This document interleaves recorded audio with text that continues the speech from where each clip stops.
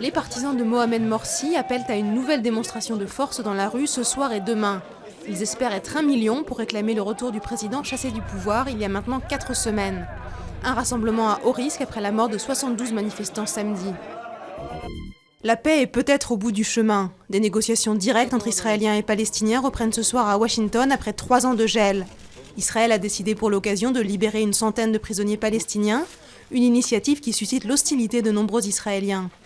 Les derniers pourparlers de paix avaient tourné court à cause de la poursuite de la colonisation à Jérusalem-Est et en Cisjordanie.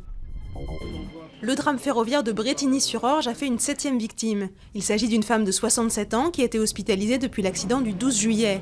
6 autres personnes, 2 passagers du train et 4 personnes qui se trouvaient sur le quai, sont décédées dans le déraillement du train qui reliait Paris à Limoges. La thèse du retournement d'une éclisse est toujours privilégiée. Nouvelle révélation sur l'affaire de l'arbitrage contesté en faveur de Bernard Tapie. D'après le journal Le Monde, le juge-arbitre Pierre Estou échangeait dès 2006 avec l'avocat de l'homme d'affaires pour trouver une solution qui lui soit favorable.